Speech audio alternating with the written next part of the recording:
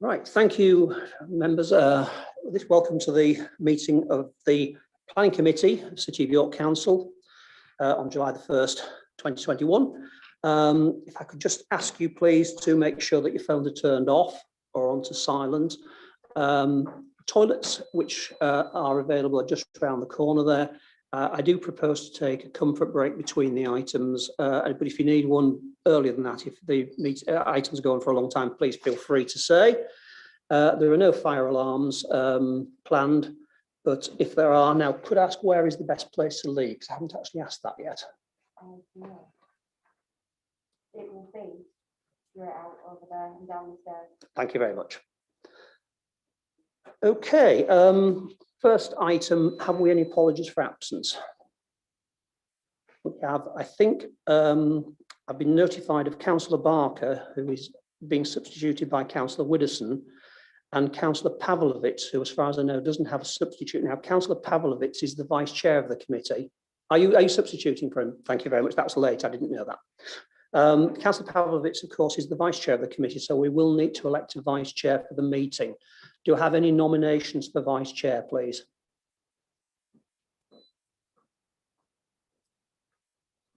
Nominate Councillor Looker. Is that seconded? Thank you. Are you happy with that, Councillor Looker? I'll endeavour not to do. Thank you. Thanks for that. Just in case I do, it's nice to have somebody experienced in place. Okay, we'll move on now to declarations of interest. Are there any members who have declarations they would like to make? Councillor Widdowson.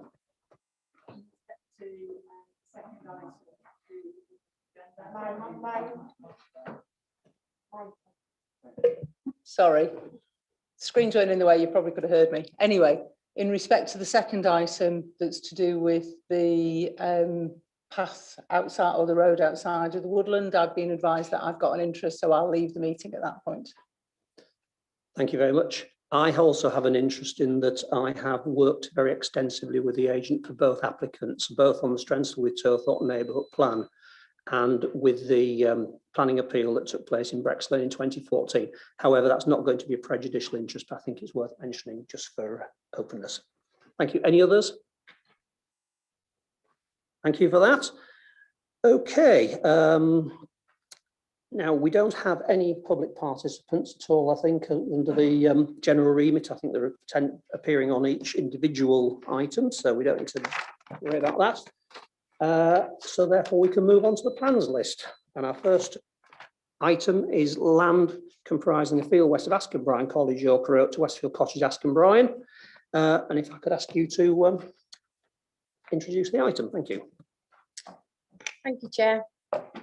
So the application is a full planning application for erection of 2 cattle buildings, 1 hay straw storage building, 1 enclosure, 2 tanks and hard standing for the use of a beef rearing unit. So you can see the application site is outlined red. You might not be able to see that up there. It's just within, there's the Askham Bryan College, and it's just to the left of an existing unit on the site. There was a virtual site visit on Tuesday. You can see here is a location of the development taken from the north. You can see the existing buildings that I've mentioned there, and that's the site taken from the west, northwest. This is just to give you the context. So this is a proposed block plan that you can see here with the new buildings in the dark grey to the left. Which way are you looking at? To the left of the grey buildings that you can probably just see on the screens up there. Again, that's a bit closer, so you can see the new buildings there, the dark grey, and the hard standing as the light grey, coming off the existing access track that there is there. And the proposed calf house plans and elevations, standard agricultural looking buildings, and again grower building plans, and the straw barn plans and elevations, and the farmyard manure and water tanks. think that this one's important in terms of proposed site section, so you can see how the buildings sit within the context of the existing buildings. And that's it for this one. I'll go back to the site plan. There is no update or any additional information with regard to this application. Thank you, Chair. Thank you very much indeed. Do members have any questions for officers? Councillor Waters, thank you. Thank you, Chair. Just turning to page 7 and the comments of the landscape architect on paragraph 3.9 and the appraisal of the planning officer on page 14.15, paragraph 5.18. It just concerns me again that we've got a planning condition with the landscaping only protected for 5 years, when again it should be for the lifetime of the development.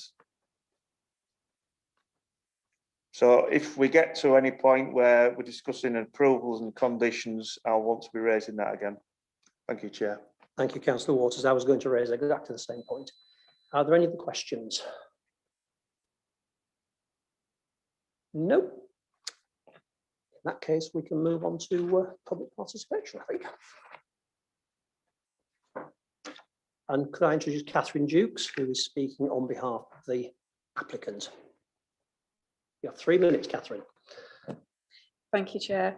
The first application before you has been submitted on behalf of Askham Bryan College, who are one of the main land-based colleges in the country.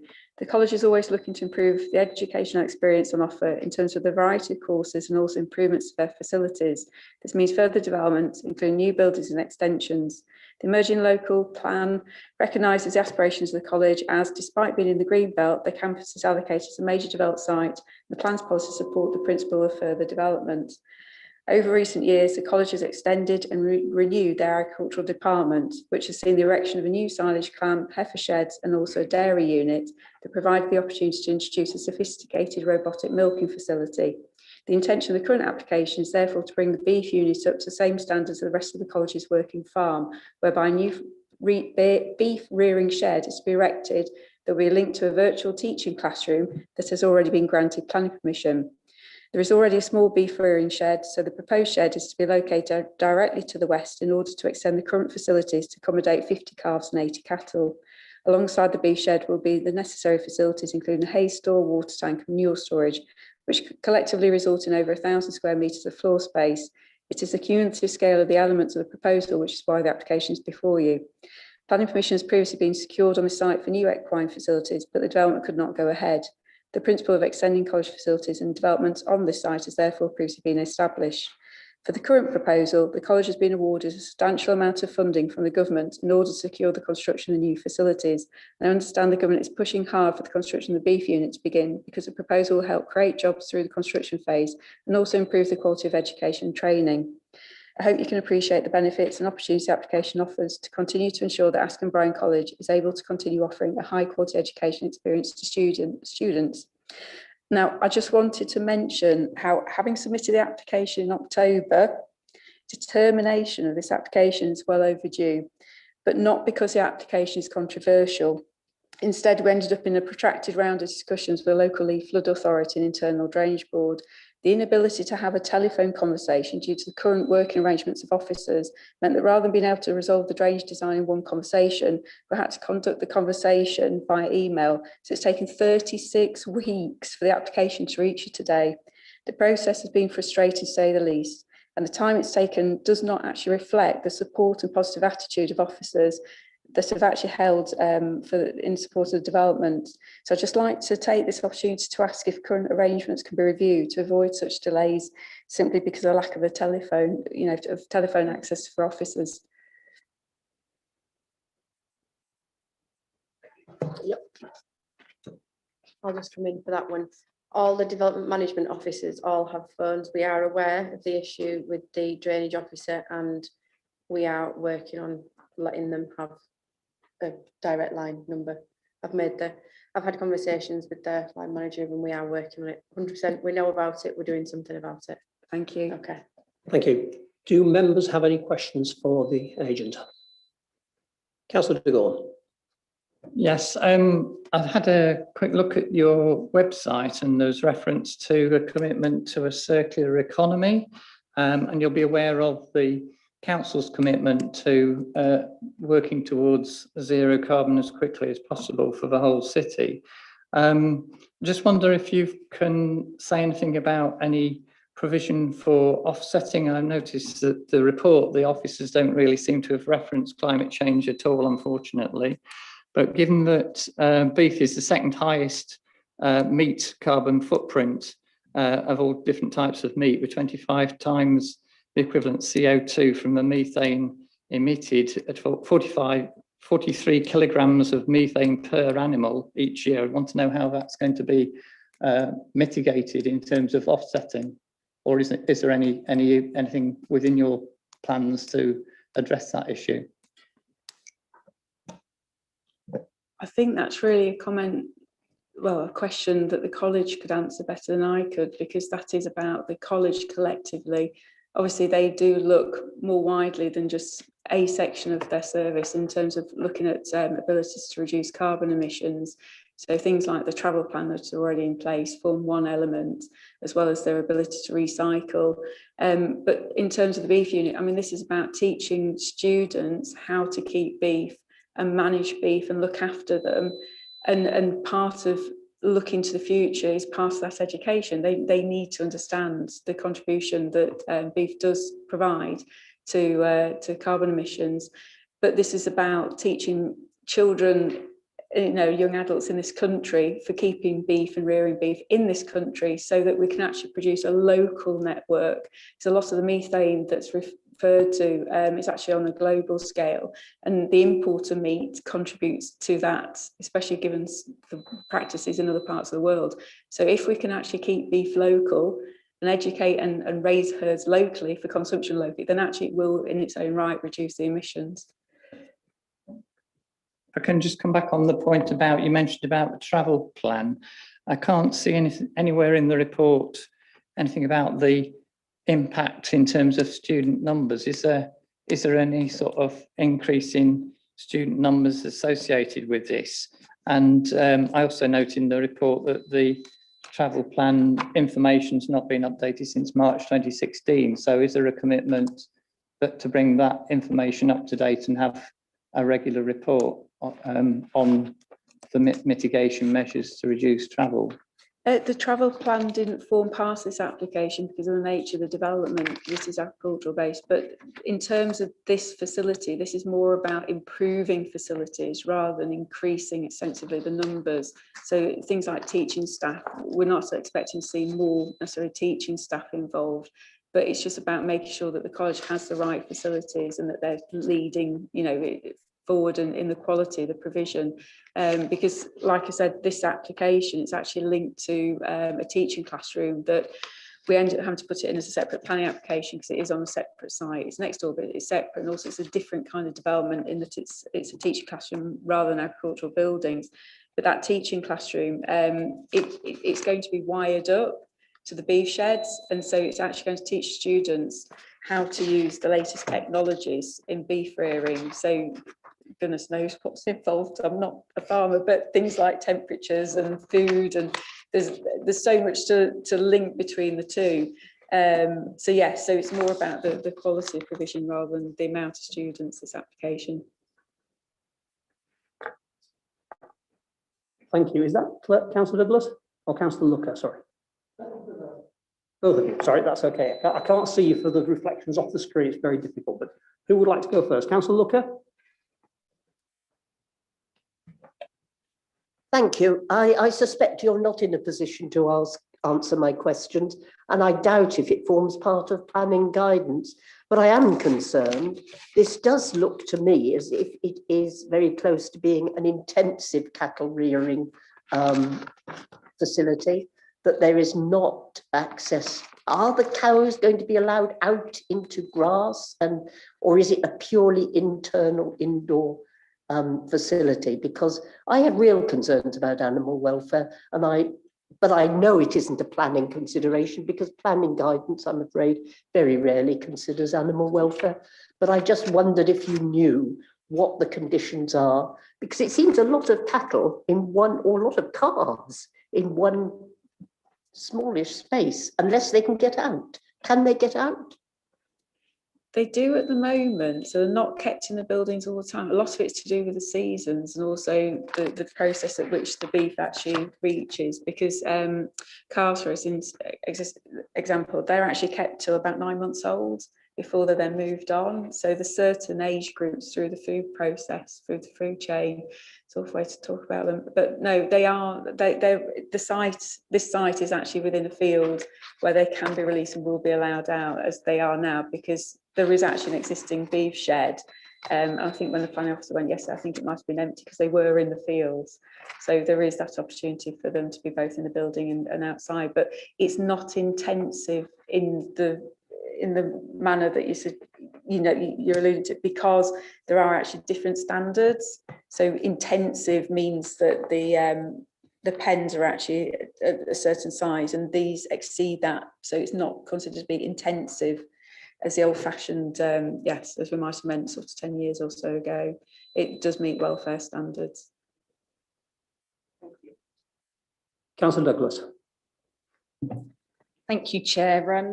This is a question about the travel plan history. On page 6, it mentions that a travel plan has been secured and at least one application and not submitted yet. And then it talks about conditions should be applied for a full travel plan. And so I just wondered if you could update us on the current status and reasons for non-submittal, where that's at. And I couldn't find that condition for the full travel plan, and perhaps I missed it, but I wouldn't mind being informed if it actually is in there. Thank you. There have been previous applications across the college where travel plans were required by condition.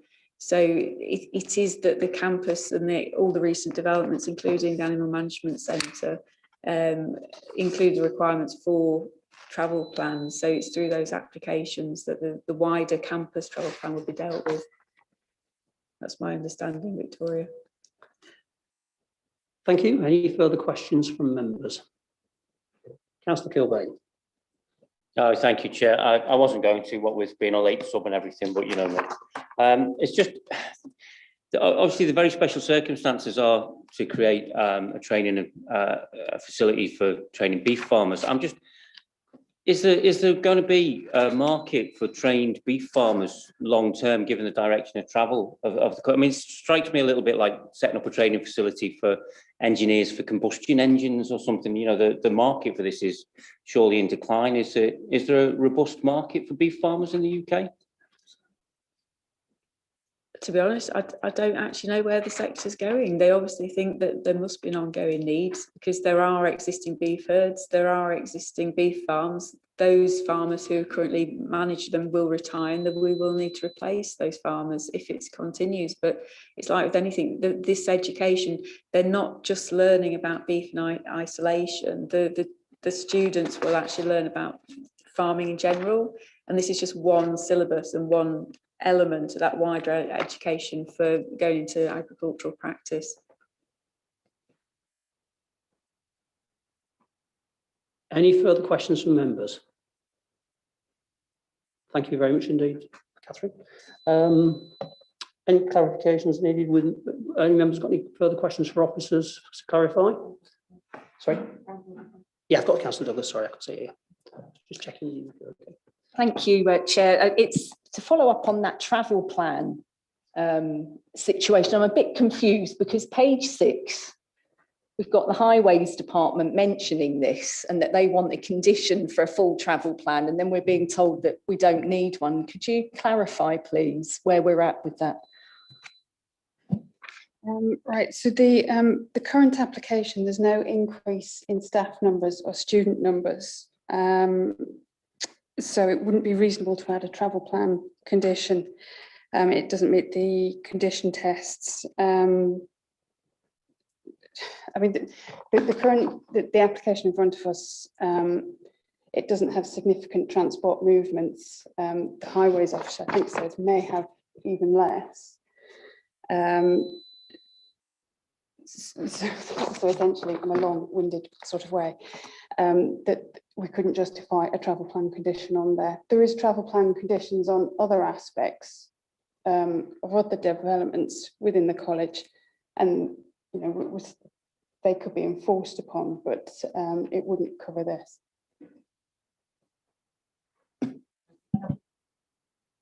I've got a few questions. Paragraph 3.14 refers to drainage and soakaway not working. And I note there's a reference to rainwater harvesting, although I'm not clear which of the buildings have got rainwater harvesting.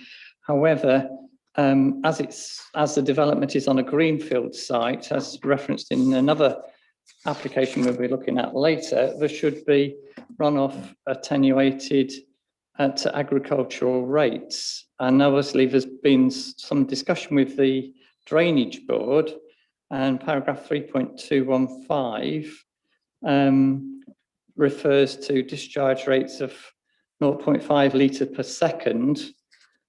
So I would suggest that that should be added as a condition. Condition 3 on page 18 seems to be the most relevant point to add that as a condition in terms of discharge rates.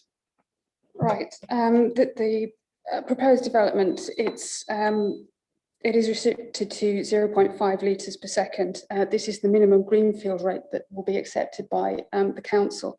Condition 3 states that the development should be constructed in full accordance with the drawing number ending 1001 revision P11. The plan clearly has the 0.5 litres peak flow stated in the drawing. As such, it's not considered it's required to be specified in the condition. Thank you for clarifying that. So that is a condition, it's just not spelled out as such in the words, is that what you're saying? It's specified in the plans that we're saying it must be in full accordance with. Thank you. Second question was, there's obviously some concern about public rights of way, and there's an informative number 2, which makes some reference to that. I want to propose that is strengthened to be a requirement that the planning authority is informed in advance of work where the public right of way might need to be diverted or temporarily closed. Would that be a reasonable condition to actually have a condition rather than simply informing them that they have to apply and then waiting till enforcement is needed? Right. We've put the informative on saying that they need to contact the public rights of way team when they need to do that diversion. As the works are to a public right of way and they are covered and enforced by non-planning legislation, and as such, would not a condition saying you must what you've proposed, it wouldn't comply with the 6 condition tests. Thank you. So, well, obviously that can be debated later. I mean, the other question I have is I would like to propose, given the justification for the special circumstances, paragraph 6.3 on page 17 refers to the economic and educational benefits to justify this extension into the green belt.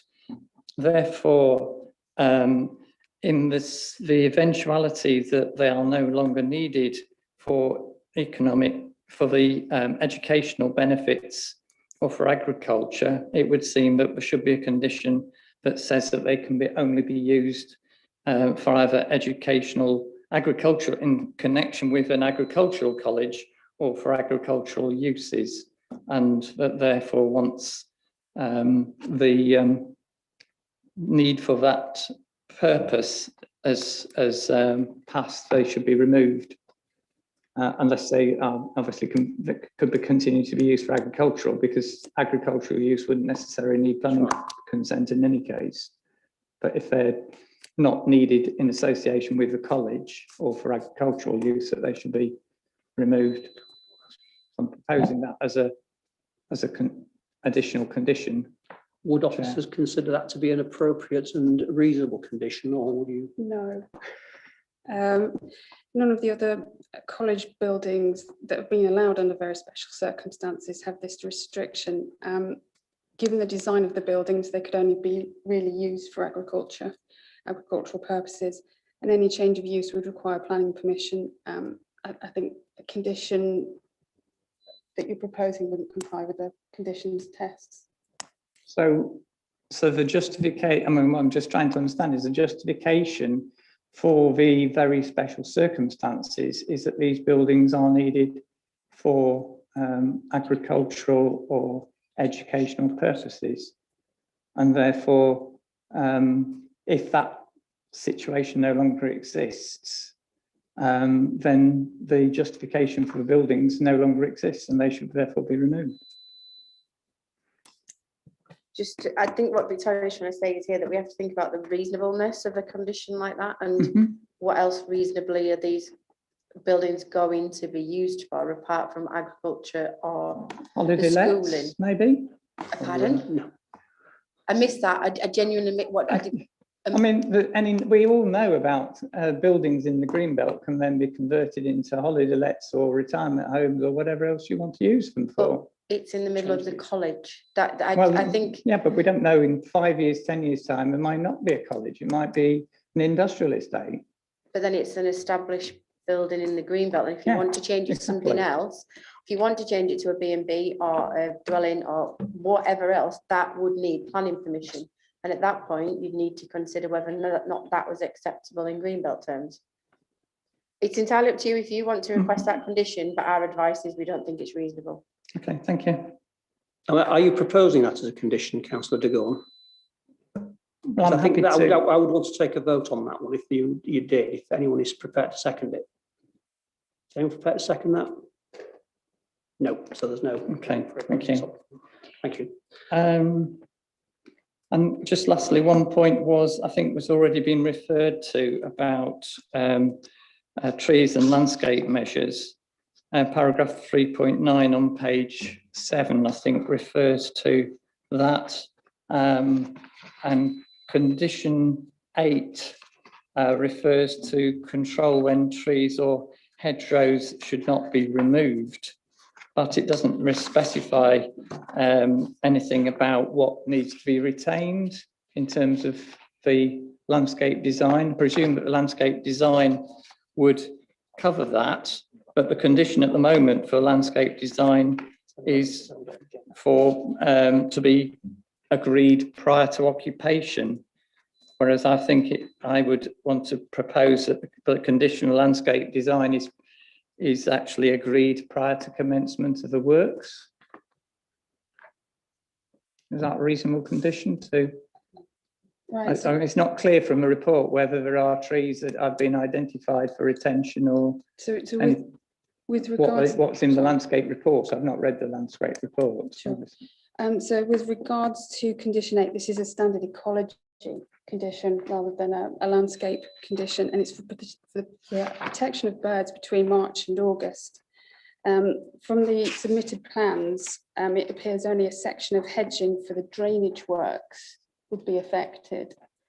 With regards to condition 7, and the sort of prior to commencement, it's not considered to be reasonably necessary to have the details prior to construction. The condition requires a landscaping scheme to be submitted prior to the first use, and the trees to be planted within 6 months to allow for them to be planted in the optimum season. Does that satisfy your point, Councillor de Gorn? I think it's well, I think obviously it's something to consider whether need to identify what landscape features should be retained, because there's not much point waiting till after, prior to occupation. If you wait until that point, then obviously maybe other landscape features which are removed before the agreement on the landscape plan. You see what I mean? So I mean, what I was proposing was that the landscape plan should be approved before the works, the construction starts, rather than prior to occupation. I mean, they're separate conditions. I mean, condition 8 as I said, it relates to. Really appreciate that. Condition 8 may not be the right place, and maybe suggesting an additional condition or change to one. I think there may be a condition already, which it says from memory, it says that the landscape plan should be agreed prior to first occupation. Yes, so I suppose that's in line with what you're saying. If further landscape is impacted by the construction, it can then be covered by that landscaping plan prior to the first use. Rather than prior to construction. Okay, well, okay. Just to think the committee needs to be clear that that's what's proposed. Are officers clear what is being suggested? And have you got, yeah.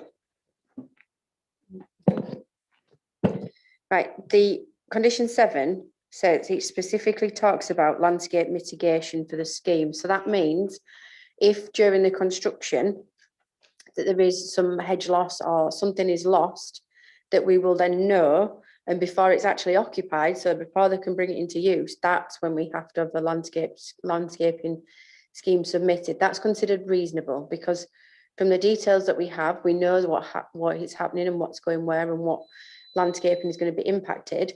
But if once it's built, there is additional mitigation that's required, that is covered by that condition. Does that help? Right. That's clearer, thank you.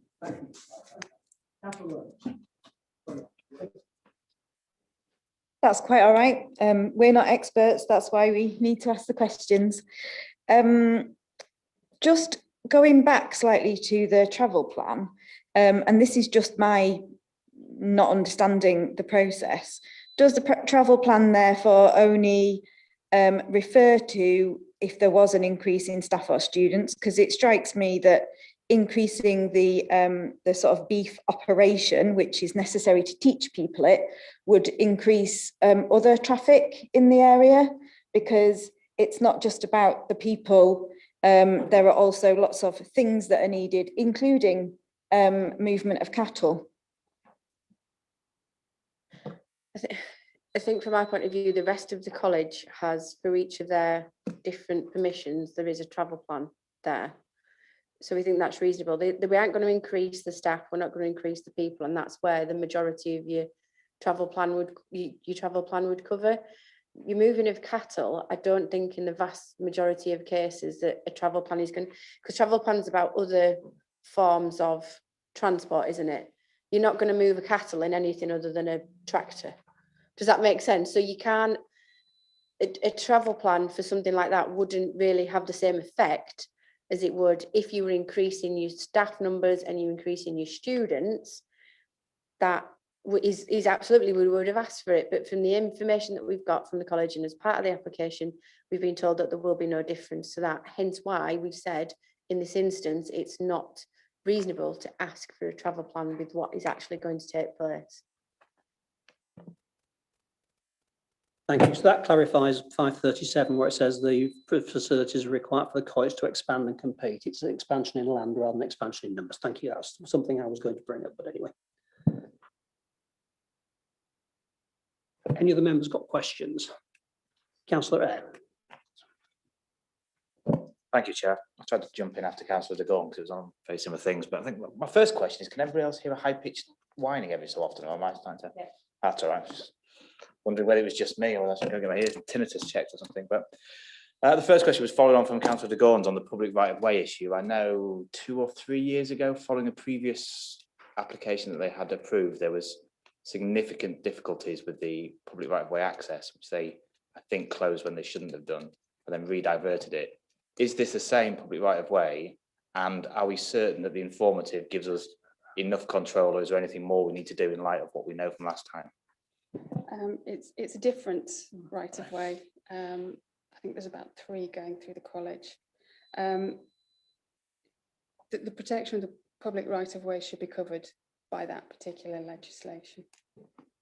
And then the second one was following up on that point. So you clarified in terms of the special circumstances that any change of use to a holiday let, I think, which is unlikely, but student accommodation might be something that would be more likely, would require further planning permission.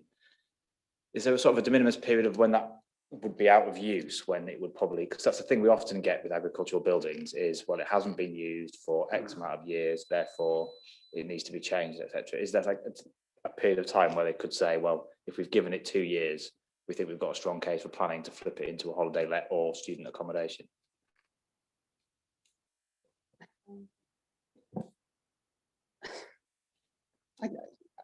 In planning, we would treat this as an education building, so it wouldn't have the benefits of class Q of the general permitted development order. So they would require planning permission for any change of use on that building. But it was more about that sort of, if they can leave it dormant, which often happens with agricultural buildings. If we leave it dormant long enough, we can argue that there's no case for it anymore, and therefore we're bringing it back into use as something completely different. I wouldn't want to give them much opportunity. If there was anything we could do to stop them doing anything like that, that would be. We would have to deal with that when it happened. And I think if it is a concern that potentially you could put a condition on the lines of what Councillor de Gorn said, that if you consider that the very special circumstances are that as big as they are, that they're that important, that you should absolutely remove this building afterwards, that's in your gift. If you decide that you don't necessarily agree with what the advice that we're saying is, I think we're saying in other planning terms, it'd require a change of use if they wanted to use it for something else. I think you're talking about maybe a bit of if it was vacant and then they can use that as a planning balance in the future. So thinking off the hoop. Yeah, oh, very clever. Go on. I don't even mean that, to be honest. That was Is there a period that you could put the condition that if it was left, for example, if it was left vacant for a period of 18 months, then it has to be demolished? That way they would have to bring forward the change of use at the time, which would be a genuine change of use. And if they weren't using it for anything, then they'd have left it for 18 months and condition it to be removed at that point. So they're not forcing them, restricting them in terms of changing business practice if it's necessary for the business. But I get why you're trying to go with that, but whether or not it's reasonable if we... It's a difficult one, that one. It's not often that I'm lost for words. I think if you wanted to, yes, you could, but it would cause concern potentially that it could be appealed. That condition has been unreasonable. So that's the best advice that I can give you at this moment in time. Yes, you could do it if you thought the very special circumstances and this particular character and openness would be that damaged by keeping this here if it wasn't in agricultural use. So that's the question. Is the harm that much that you should remove this if it wasn't for agriculture? If your answer is yes, then yes, potentially you can do it. If not, it's probably best to rely on the advice that we've given you in terms of that it need a change of use if it was to be used for anything other than education. last question, I promise. Okay. Surely that's the opposite way around, because the default position is refusal because it's green belts. So we're accepting the special circumstances. So for them to appeal the condition, they would have to make the case that an inherent future use that they have not yet specified would still be special circumstances that would require keeping the building. And I don't see how they could argue that unless they have something to argue. You're basically going to the planning inspector saying, we might use it for something else in 18 months time. We don't know what it is, but that would definitely be very special. It's whether or not it's reasonable, that condition to put it on. That's what they could. I'm not saying it's not. That's the advice I've got to give you at this point.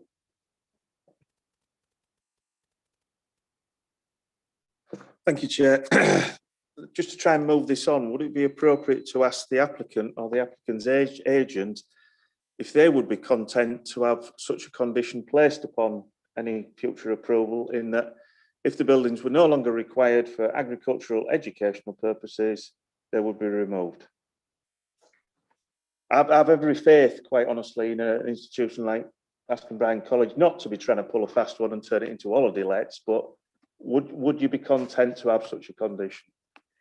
I have to say I'm slightly perplexed by the nature of the conversation, because this is an educational campus for a college, and either the whole thing is in use as a college or the whole thing would not be. But to imagine that Askham Bryan College is going to leave, given how long they've been on site, I can't even imagine it being, you know, but it's an agricultural building for keeping cattle in.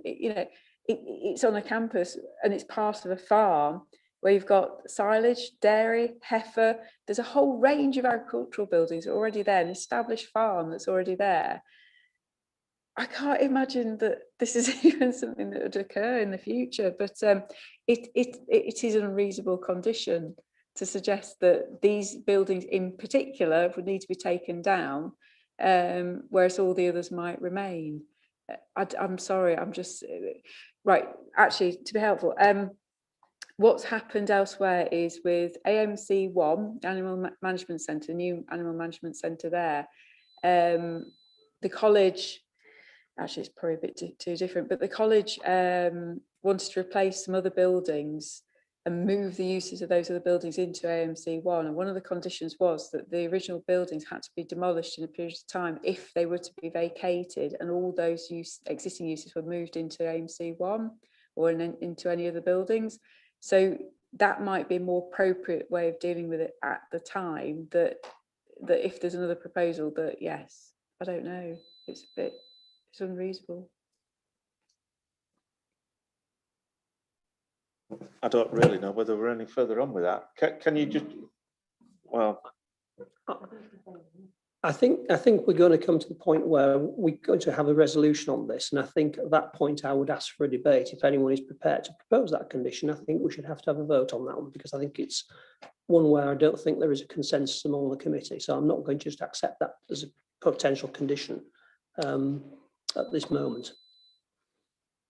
We've heard the answers. I think we've not got perhaps any further on in some people's eyes, but I think we know what the actual base of the debate is, whether it's an educational use, an agricultural use, and what happens if it ceases to be both those two things. We can discuss that perhaps a little later.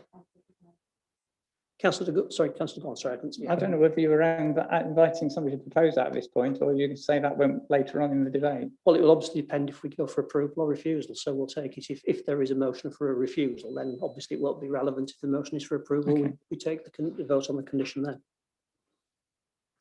Are there any other comments, or has anyone come forward with? I'm prepared to take a proposal now if anyone is prepared to put it.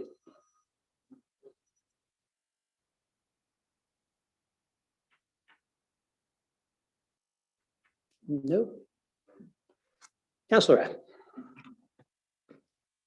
The wonders of Google. So on the basis of what I've just read on the Askham Bryan College website, which is, we are proud to provide conferencing, meeting and event facilities set in a beautiful countryside setting with free parking and easy access to the motorway network. They are advertising the campus as a conferencing facility. They also go on to say Askham Bryan has accommodation suited for both a short break or a longer holiday. So they are already doing holiday lets of the campus. So on those grounds, I would think that condition is reasonable and would propose including it. Are you proposing approval or refusal of the application? I will make that clear because we need that first. Proposing the amended condition first, and then if that's right, accepted, that's fine. I will then. Okay, so it's been proposed by Councillor Eyre and seconded by Councillor de Gaulle that we include a condition that if the buildings are removed from educational or agricultural use, then there should be a condition that they are demolished. That's been proposed and seconded. Can I see all those in favour of that, please? Sorry, Chair, can I just check what we're voting on, the amendment now? We're voting purely on whether we include that condition first, if possible, please, because I think it's quite controversial. I've got 1, 2, 3, 4.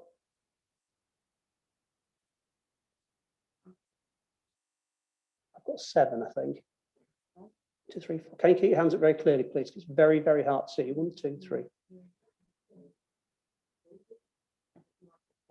7. Those against, please. Got 8, have you? There's only 4 against. I'm abstaining, I think it's. Okay, in that case, that condition is supported.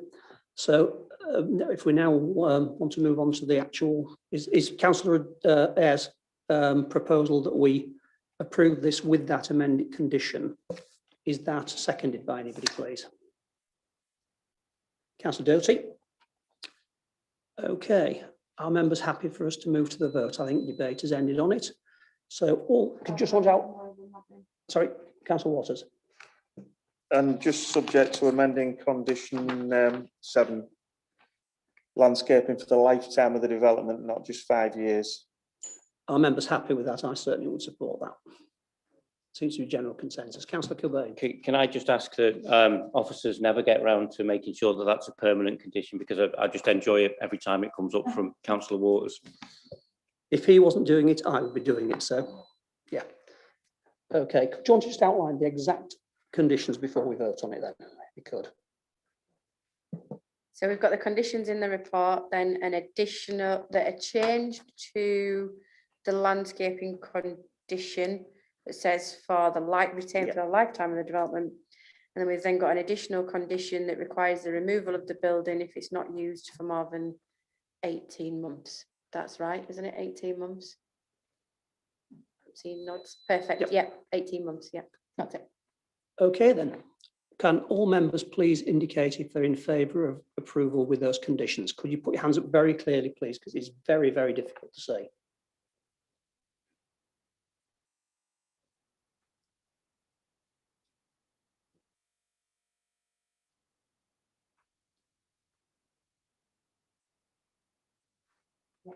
Thank you. And any against? One against. So what, did you get 14 for one against?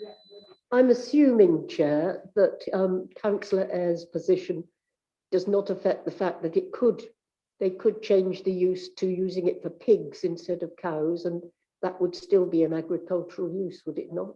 It would.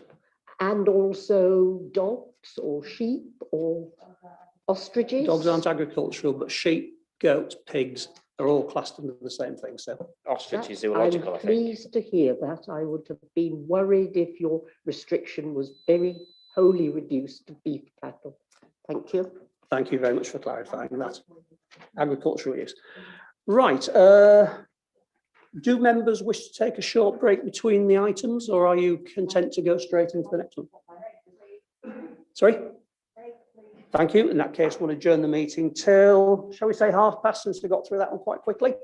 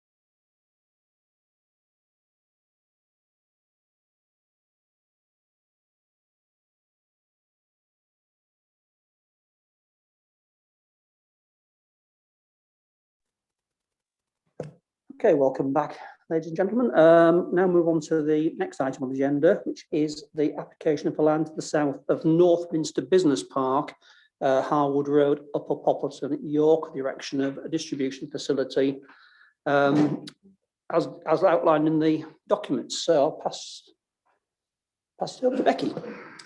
Thank you, Chair. So the application is again a full planning application for the erection of a distribution facility, use class B8, including formation of vehicle access onto Glaisdale Road. I hope I've said that road right. So this is a site location plan. You can see the existing Northminster Park there and the roadway with the application site outlined in red. This is a Google Earth image just to give you the wider context. You can see where it says application site there, but you can see it in relation to Northminster as it is, and the Poppleton Bar, Park and Ride and the outer ring road. So this is the proposed site layout and the wider context. So you can see the large building that will go into the site and the car parking around to the bottom of the site there. This is a slightly closer up view where you can see the lorry, where the lorries will park and where the car parking is, and the landscaping arrangement. And these are the proposed elevations.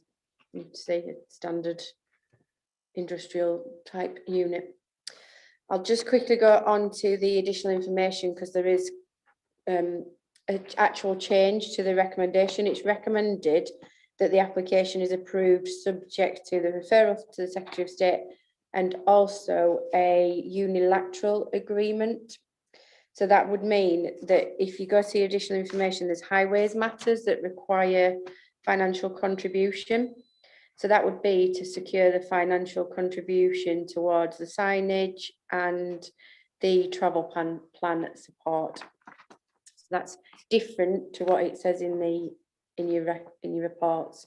There's also been additional comments from planning policy where they've assessed and there is no objection in policy terms. There has been quite a lot of protracted discussions around highways. So there is another couple of conditions with regard to highways for that reason and the unilateral.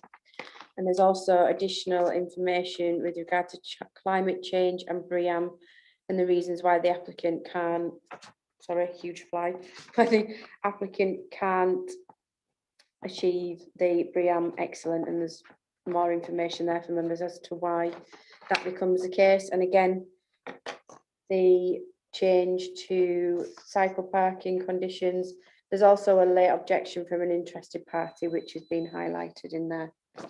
That's it for additional information. Thank you, Chair. Thank you very much. Any questions from members to officers? Thank you, Councillor Warby. Thank you, Chair. Sorry, Councillor Warby, I said first. I'll take you second, that's okay.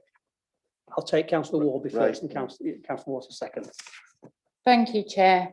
On paragraph 3.13 and 3.16 of the report, both Knapton Parish Council and Upper Poppleton Parish Council, they don't object, but they have concerns about the over congestion of the A59. Has this been looked at has it been looked into, and are the highways confident that traffic generated from this application will not add significantly to current traffic flow? And then I've got a second question, but it's related to traffic, or do you want me to wait for a second? How do you want me to? That's that one first. One at a time, thanks. So yes, as I said, we've been in quite significant dialogue with the agent for the application about highways. I've got the highways officer here, Ian Stokes, if there's any specific questions, but I think from a highways point of view, given the additional information, the unilateral and the additional information, the conditions, that we're satisfied at this moment in time. Yeah, there you go. Thank you. Thank you. Thank you. And it states in the report that the business will be operating 24 hours. With this in mind, HGV vans and cars will be used in the residential road, Glaisdale Road, to leave the site. Has noise been considered during the night? And is this something that needs to be in the conditions? I can't see it, so I do apologise if it is already there. A noise assessment was submitted with the application, and further work was needed to be done on that, and the applicant has done that. And public protection officers are now content that the application or the proposal won't have any material impact on neighbouring occupiers. Thank you. Councillor. Thank you, Chair. As you might have guessed, page 57 on condition 5. I'm curious that it's the landscaping is now to be in place for 10 years before anybody would be free to remove it. But bearing in mind the importance that's placed upon the landscaping on page 51, paragraph 4.21 onwards, again, the condition should state for the lifetime of the development.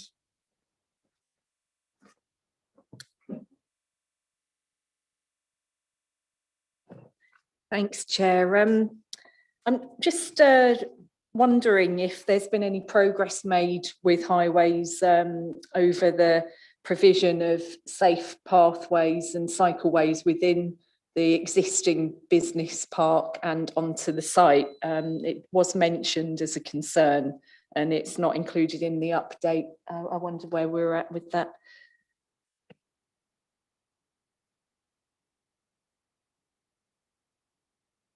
Yeah, sorry, there are 2 new conditions applied to the development. One of them refers to the pedestrian route to the site and within the development. And the second one relates to providing safe off-road pedestrian access between the proposed cycle storage area and the main entrance to the building.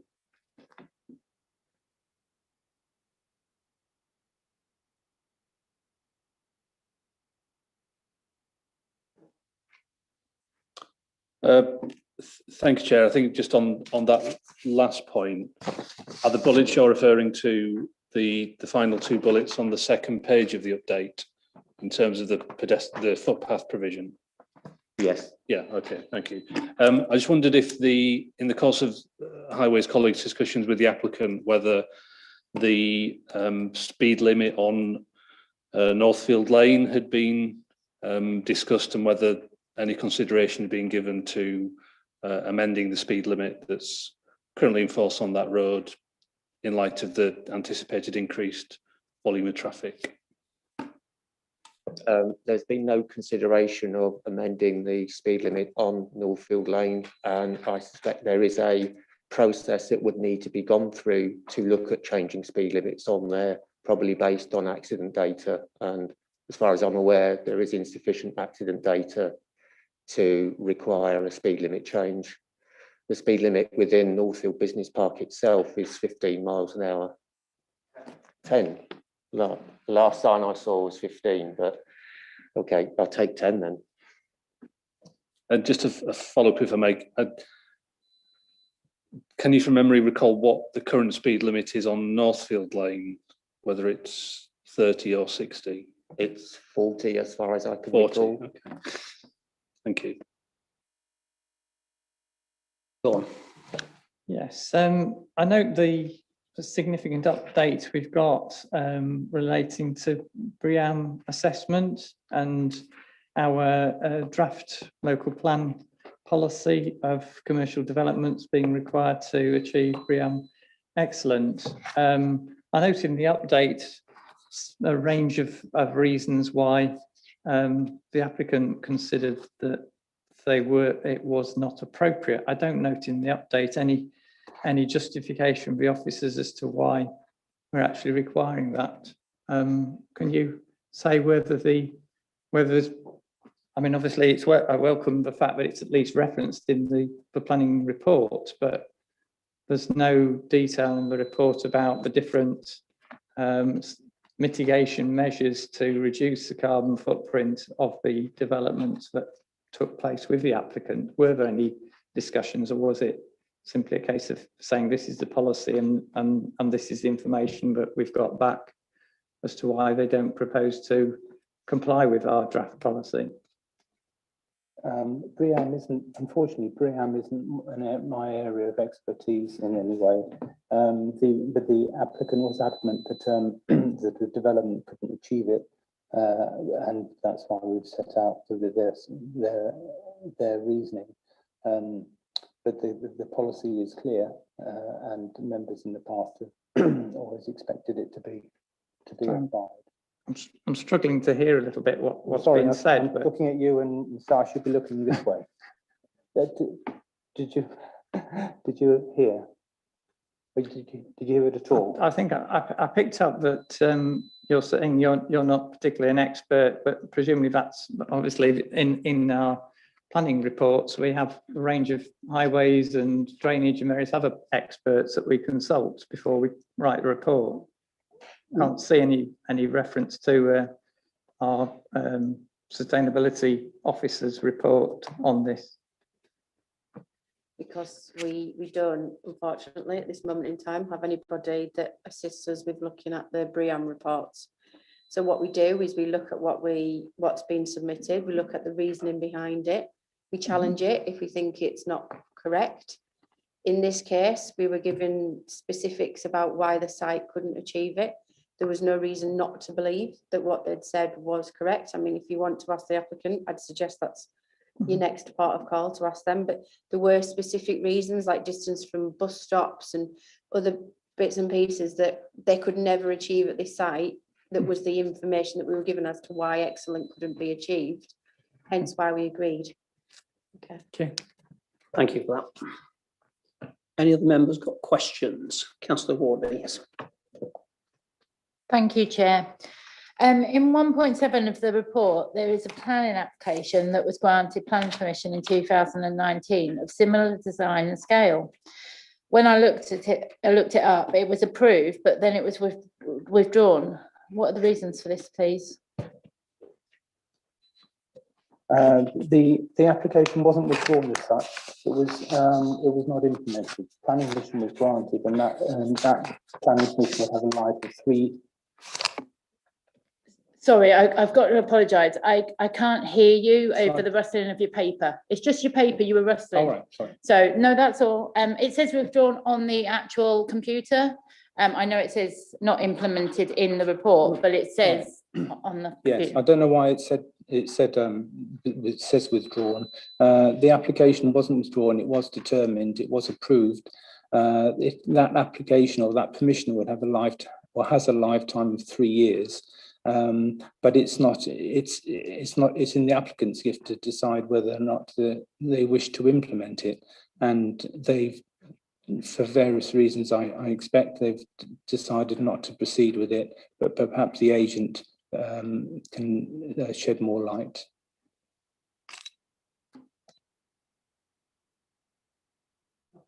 Lomas. Chair, I think that Councillor Waters may have been waving earlier, but did you go? Oh, no, that's fine. No, I know we're all struggling to see each other. He might just be moving. Sorry, Councillor Waters. I don't know whether you'll be able to answer this question, but the Park and Ride site that's close by has been out of use for Park and Ride for some time. For reasons connected with the pandemic. Is that Park and Ride due to come back into use as a Park and Ride at some point in the future?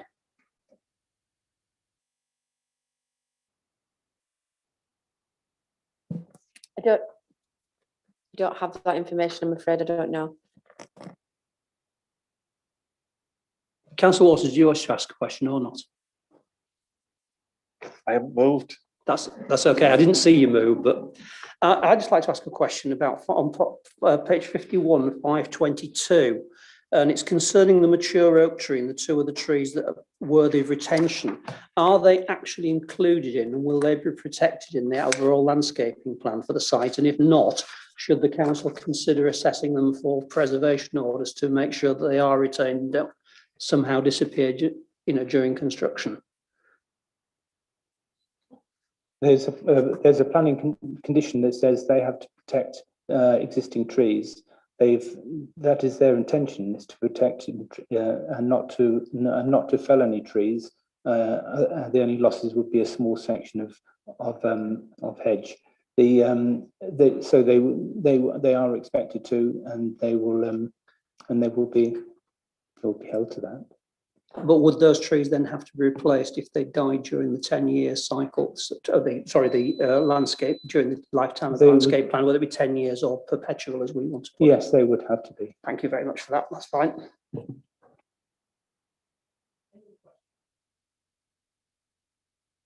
Okay, so if we move on to public participation, and if I'd ask Catherine to have her 3 minutes. Thank you very much.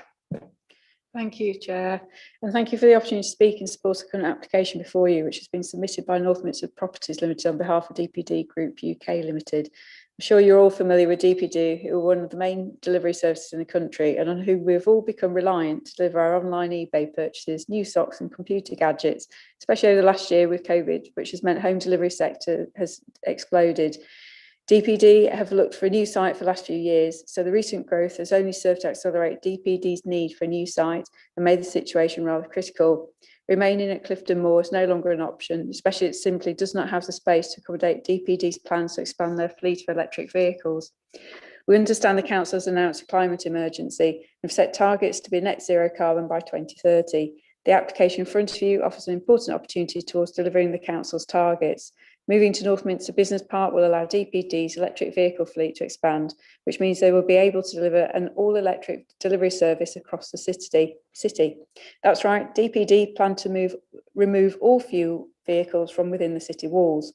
This is not something DPD can deliver from their existing depot due to its limited size. At the same time, moving to the new premises will allow the service to expand, which will create an additional 125 new jobs for the district because of its important role as a hub within a wider network.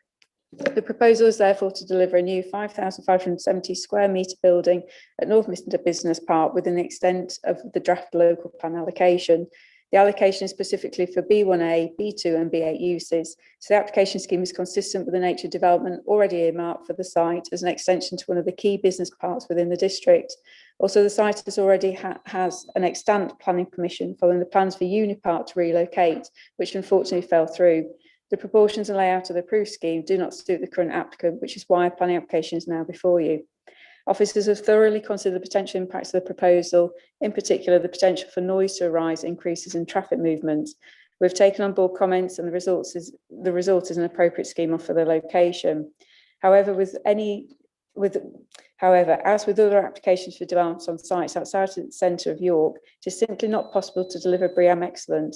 Instead, we've gained all possible points within the categories available, and the development will still only be able to deliver a maximum of very good, which does not actually reflect the true contribution the development will make towards reducing carbon emissions due to the limitations of the scoring system. At this point, I need to offer my sincere gratitude to the council's officers who've assisted with the speedy consideration of this application. I cannot thank council officers enough for recognising why DPD need to move and the potential harm that would be caused if they cannot move at the earliest opportunity. We're now only 13 weeks from when the application was validated, which is in stark contrast to the previous application on the agenda. And if DPD are to remain within York and deliver their aspirations for reducing carbon emissions, then I'd kindly ask for you to assist with the momentum by offering your support alongside that of officers in the approval of the application. Thank you very much. Are there any questions from members to Catherine? Yes, Councillor Walby. And then Councillor Lomas cast it all. Thank you, Chair. So just to repeat my question, in paragraph 1.7 of the report, there is a planning application that was granted planning permission in May 2019 of similar design and scale.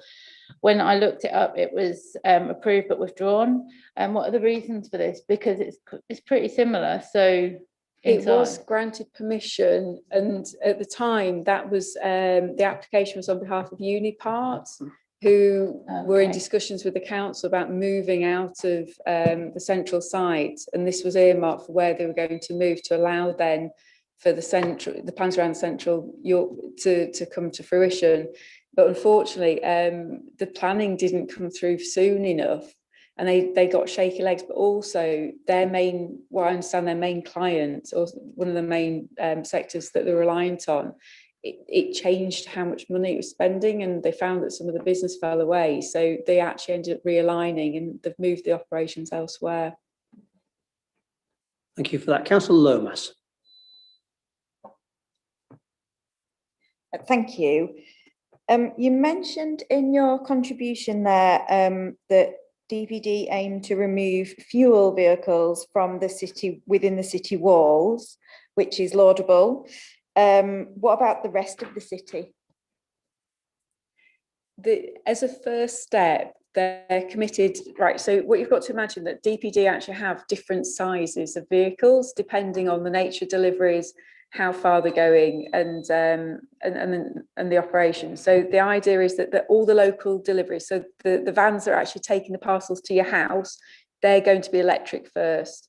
They have then some larger vans where the range will allow them to go to some of the larger employers who rely on vehicle movement. So some of the large companies that use them for collecting and distributing, those will be electric. So the idea is that their network of local delivery vehicles to houses will start off being electric. They've got some local vans that can serve some of the larger businesses locally. And the idea is they're going to start rolling out and keep rolling and pushing for electric vehicles as the battery capacities start to extend, as the charging becomes faster, and as they're actually just able to accommodate the number of vehicles on site.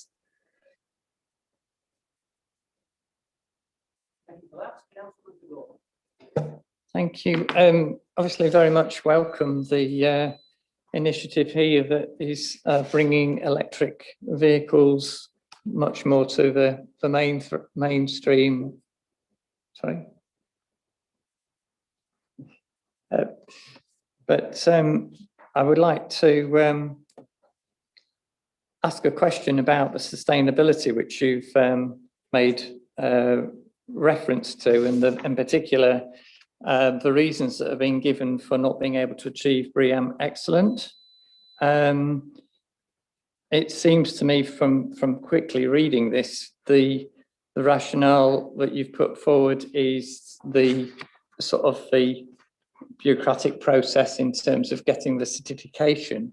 So what I want to ask for it is, given your commitment to supporting the city in achieving zero carbon, whether some of the measures have been considered in terms of the construction. So for example, we've got a greenfield site here that you're going to build on, whether you've looked at and whether they've been properly assessed in terms of the carbon emissions that are going to be from this site. If you looked at options such as ground source heat pumps, you've mentioned about, in the report, it talks about attenuation of runoff. So you're going to have underground tanks, water tanks. Is there any plan to use that in the sense of rainwater harvesting, so you're not having to pay the carbon footprint of freshly cleaned drinking water for washing vehicles and so on? And also you're going to have a big, fairly flat roof space. Is it going to be designed to carry PV panels, even if you're not going to put them on in the first instance? So those sorts of questions, I don't know whether that's been looked at, because there's no reference to it in the report. We've heard that our office, planning officers, haven't got that expertise to ask you those questions. All those things that you've mentioned are what's involved in getting towards a net carbon emissions situation. The problem is BREEAM has got nothing to do with achieving net carbon emissions. It's just not, it's completely different. Okay. And this is where we struggle, because with BREEAM, there's a scoring system, and the scoring system's based on project management, health and well-being, energy, transport, water, materials, waste, land use and ecology, pollution, and innovation. Mm-hmm. And actually, it looks across that broad range of subjects and allows you then to gain points within the different sectors. The problem is you're only allowed a maximum number of points under any one heading. And this is where the problem then arises, because to get excellent, you have to gain at least 70% across the board. But because some of the considerations in that assessment are down to, is it brownfield, is it greenfield? Is it lit at night? Are you reliant on natural daylight? How much ecology can you put into the site? How close are you to a school? Is there a cash machine within walking distance? The the range of scores is so wide, but it's down to character site rather than actually, are there solar PVs? Is there grey water harvesting? You know, is there electric vehicles? Some of these things that we're talking about that actually are about the net carbon zero agenda aren't even part of BREEAM. It's completely different. Okay. Whereas there's then the separate policy, the council's policy to achieve 28% reductions, which is again something separate to BREEAM, something different to net zero. So we've got all these competing different targets, and it's about, well, which actually are the most beneficial. So actually things like, so yes, in terms of BREEAM, we can't get there simply because of the scoring system. Okay. We're not in the right location. It is a greenfield site. It is going to require some artificial lighting. We're too far from a cash machine and a school, and it's just, so we've got the limitations. Right. But at the same time, we are delivering a lot of benefits because of the electric vehicles. There will be provision for solar panels in terms of the infrastructure going in. So it's an option to add on to the building. Okay. There is actually a rainwater harvesting tank. It's in my notes. So there is actually one that's going to be installed.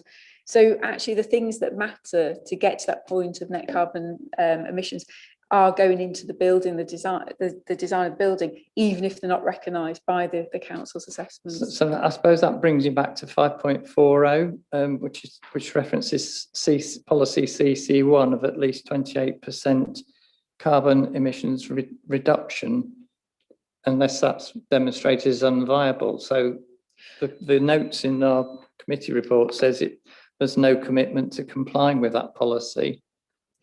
We can't comply with the excellent for BREEAM. No, I'm talking about CC1, which is 28% reduction on carbon emissions. That because that's linked to building regs, then actually there's a requirement to actually achieve a lot of that because of the building regs. So it will be that I think we're pretty much getting to the 28% because that's a different commitment to the BREEAM. That's maybe a question for officers then later. Thank you.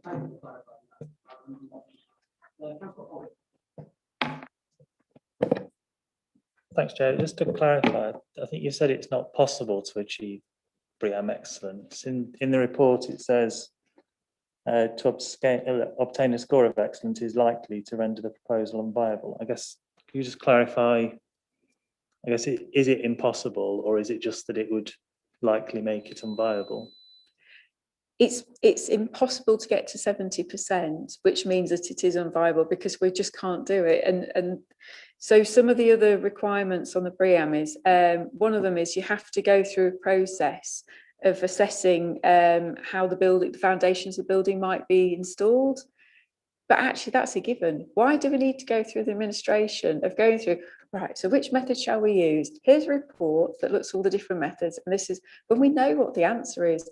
Another area of the scoring system is actually about the planning system, and it asks whether, and you score points for having actually consulted the community as part of the application process. What has that got to do with achieving sustainable development? Simply, you know, so this is the thing, the things that matter, we've scored as highly as we can, but we can't physically get more than 70% because of the nature of the building and its location. Okay. I mean, I get BREEAM might be annoying, but it is I guess the council's policy, and that's what we're trying to sort of assess it against. So you are saying that sort of line in this report is wrong. It's not a case of it rendering it unviable, but you could get excellent. It's that it's flat out not possible. We can't get to the 70%, and I think this just comes down to officers. I don't want to speak ill, but it is down to the officers understanding, because we've heard that there isn't an expert at the moment within the council who can actually understand. And I think it's just that general knowledge and understanding as to what BREEAM is that maybe the expression sentence slightly wrong. Thank you. Thank you. Councillor Eyre was next, I think, and then. I think it's Councillor Douglas wants to come in on this point. Do you want to come on this point, Councillor? Okay. No, that's okay. Separate. Councillor Eyre then. Thank you, Chair. I'll ask you lots of questions about beef farming and various things of agricultural, so now I'm going to ask you about logistic management. The first question was, and you've kind of answered it in everything you said, which was a bit confusing, but on page 42, paragraph 1.5, it doesn't say the business will actually be operating in York. it says it will be operating in Scarborough, Hull, Selby, Wetherby and Harrogate. Is that in addition to York? And is that a change to the current place of operations? No, so this is it. I love my job because it is so varied. I get to hear and learn about so much. So basically DPD, you've got to imagine that they've got depots all over the country and they're hubs for in terms of the logistics of an area. So the York hub does actually serve a wider area than just York itself, because it does have that wider catchment that goes out to Harrogate and to Scarborough and further north and east. And then that then connects with others. So they do deliveries beyond York itself, but it does serve York. So the idea is, and this is why I was saying that within the city walls and within York, they're going to be using electric vehicles. It might still be that they have to use fuel in the shorter term for some of the longer distances. And then as the distance of the vehicles increases, then they'll be able to swap those over to electric as well. And then the second one was about sort of other uses of the sites. I think things have changed a little bit in lockdown. I know, well, I don't think it was DPD, but one delivery I had was very prescient, as they delivered something to my secure porch 4 years before my secure porch was built. But there was a period where people do get cards through their letterbox saying that we were unable to deliver your item and you need to come and collect it. And I think I have at times been to Centurion Way to collect. Is the intention to still have the ability to collect parcels that are undeliverable at this site as well? It is. So you'll have heard mention about the pedestrian routes to DPD being conditioned, and part of that is about just understanding the route for pedestrians to the collection point. So there is actually within the floor plan a dedicated collection point, room, office place where you go to collect your parcels. So the idea is that you can walk through, cycle, or else drive to the main car park, where you can then literally cross from the car park to the collection point that's directly north of the actual car park. We did have free mints last time I went as well, but I don't think I need to declare that. Councillor Lomas, I think you had your hand up. Thank you. I have two questions, if that's all right, Chair. The first one is just clarification on your answer that you gave previously to me, because I asked about removal of fuel vehicles from within the city walls, and I asked about the rest of the city, and you said that wasn't always possible because of the length of journeys, but it would be a future aim, which was great. But then you've just said in response to a different question that the longer journeys would be to places like Scarborough, Hull, Wetherby and Harrogate, and that made me think that actually from the location of this site, half of the whole of the city of York is closer than the tiny area inside the city walls, and it just calls into question that concept of you'll be electric within the city walls, which is a teeny tiny proportion of the entire city, and half of the city is closer to this depot than the teeny area inside the city walls. And I'm just not clear why you wouldn't give a commitment to be electric only in the entire of the city of York, which is much bigger than inside the city walls, because we've grown a little bit since they were built. Is it, Alistair, it is how much beyond? You need to come to a microphone. There is a strategy that DPD have. Yes. It's all about increasing it. Right. So yeah, all this is brought up the front cover of a report. So DPD actually have a delivering a zero emission future plan. And it's part of their business plan. I think it was actually part of the planning application as well. So you imagine concentric rings. It's just a case of they can definitely do the city walls. They'll definitely be able to do an awful lot of York. The bits that they can't get to, they will get to, and then it's going to start moving out because they're limited literally by the size of the vehicles, how many parcels they can get into the vehicles, the range of the vehicle in terms of the battery, and how many vehicles they can park. So it's always expanding, and this is about, they're moving towards trying to get as far as they can to being, so there's zero emissions in the future. Thank you. The other question I had was a bit different, and I'm just, after reading the objection that was received late. I just wanted to ask a few questions about the jobs, because that, after all, is, you know, we're being asked to consider jobs as the special circumstances that allow for building on Greenbelt. So in the report, it says there will be 125 additional jobs. Can you confirm if that's 125 full-time equivalent, or if it is 125 headcount, and some of those 125 might be part-time or 0-hour contracts? And can you tell us how many of the overall staff would be on 0-hour contracts? The good thing about DPD is that all their delivery drivers actually have the same benefits as all their other staff. They're not they're not some of these other delivery companies that are out there that run on net 0 hour on 0 hours contracts. And also the good thing about DPD is they provide all the staff with vehicles. So none of the staff are actually running their own, the delivery drivers don't run their own vans, they're all DPD vans. This is why they're able to actually say they're going to be electric, because it's their own fleet that the drivers use.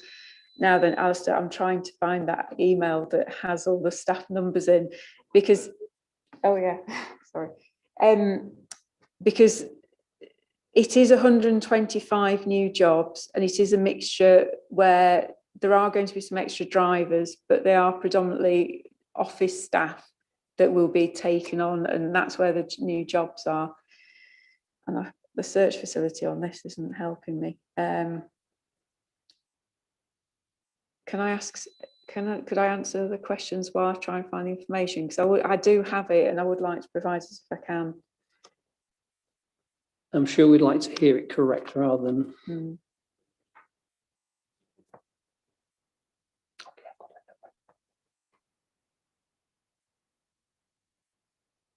You found it. These are the new Brilliant jobs. Thank you. Right, so breakdown of the new jobs. So we've got 1 high level manager, 4 medium level managers, 5 lower level managers, 2 office administrators, 13 HGV drivers, 41 employed drivers, and 59 warehouse operators. So that's constant. That's 41 of 25, 125. Yeah, I'm just thinking 41 drivers, that's not even a third of 125. So most of them are office staff and warehouse operators. Could you just repeat that again, because you said it quite quick? So there's, to put it, that's 5, 9. So there's 10 managers. There's 2 office administrators.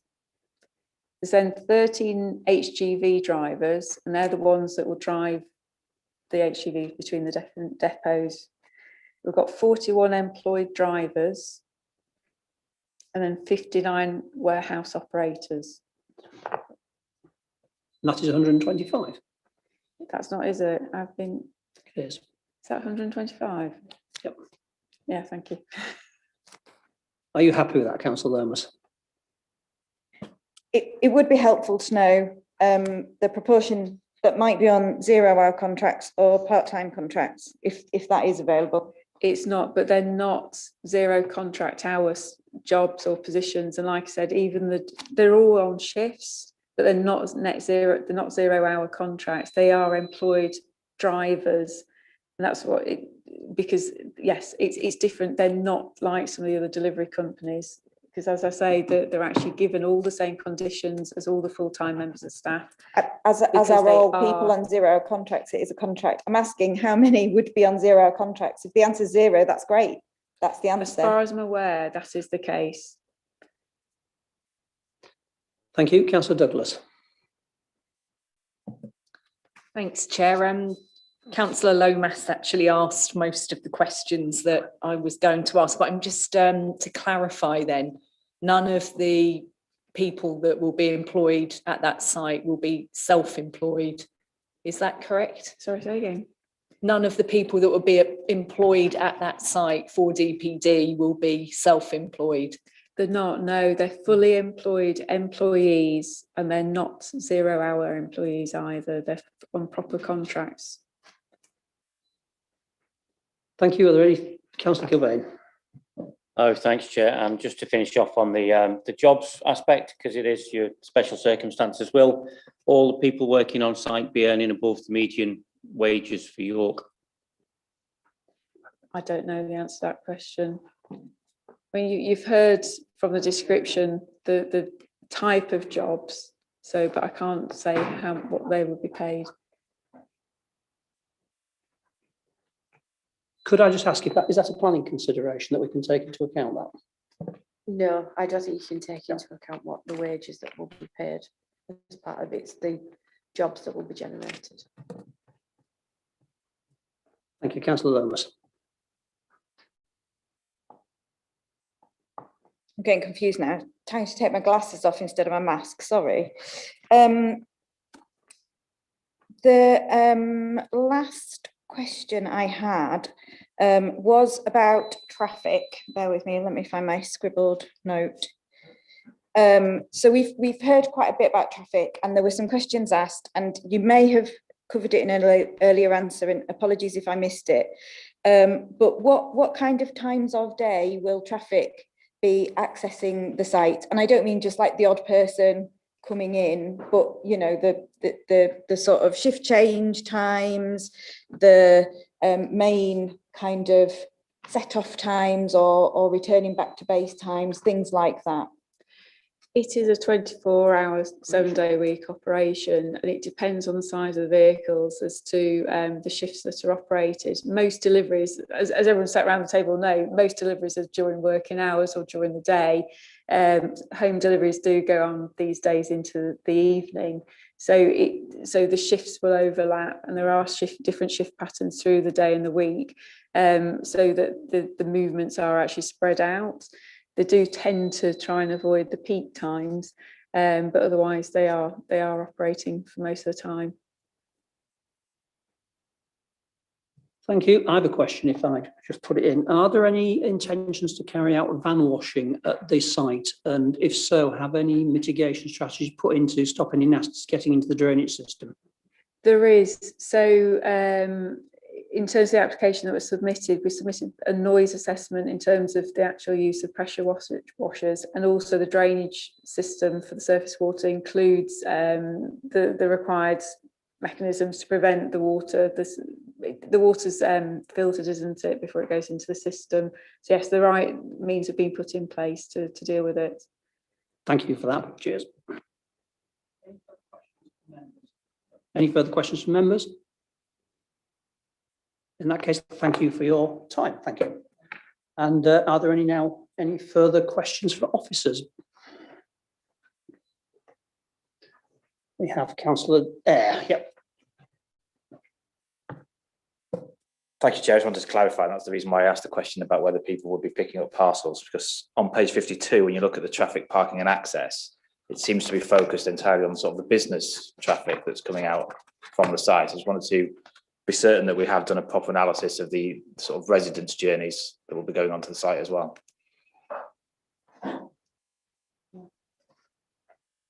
Yes, we have.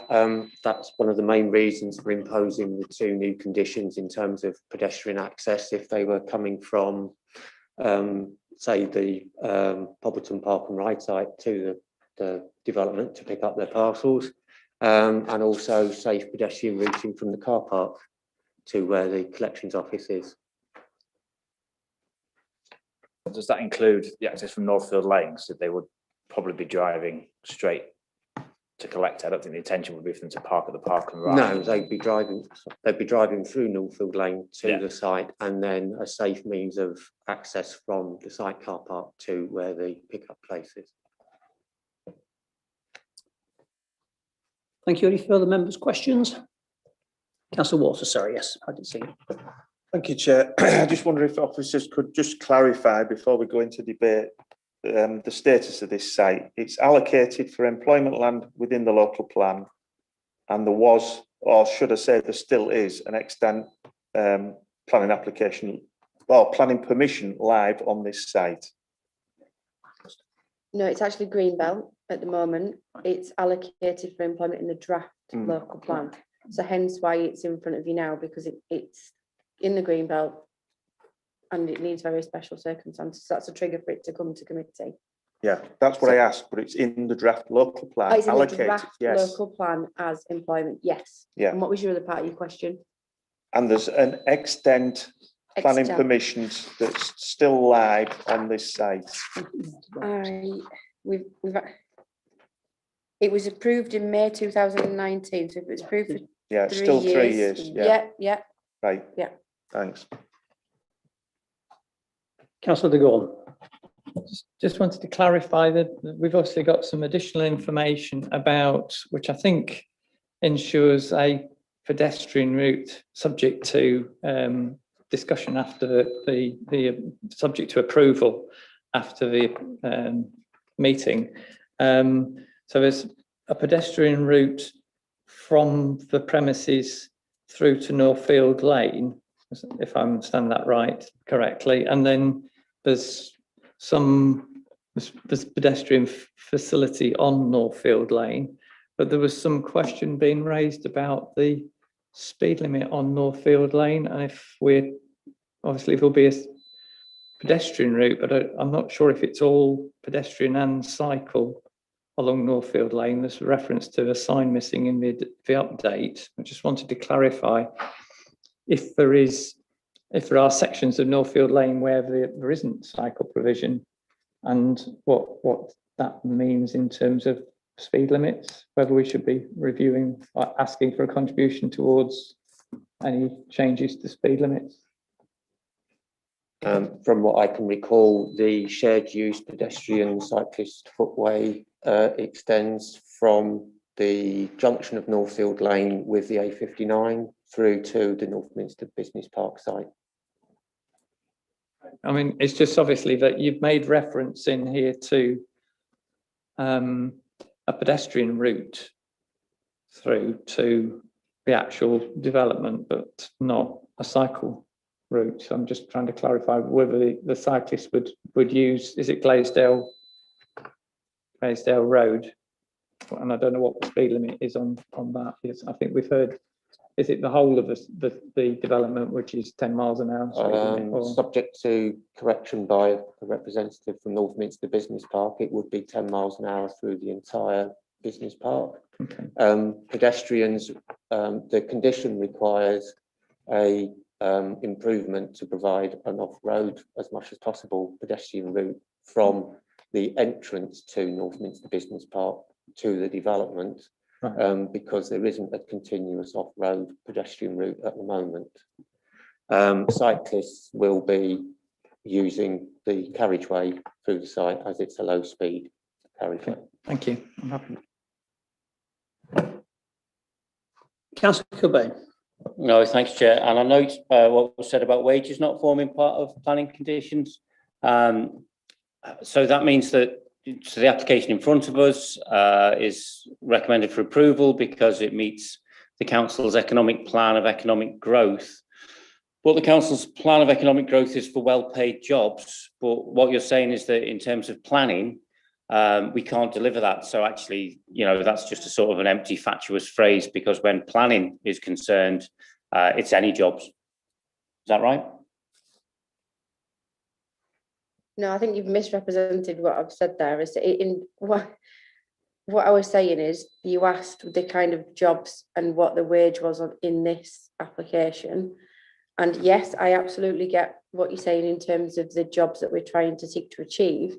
But in the local plan, it allocates it for employment use. It doesn't, I might be wrong, but I'm not aware, Kevin, stop me if I'm wrong, that it says what type of use or what type of job that this allocation, I would think it would be unusual if it said it has to be high paid or whatever else.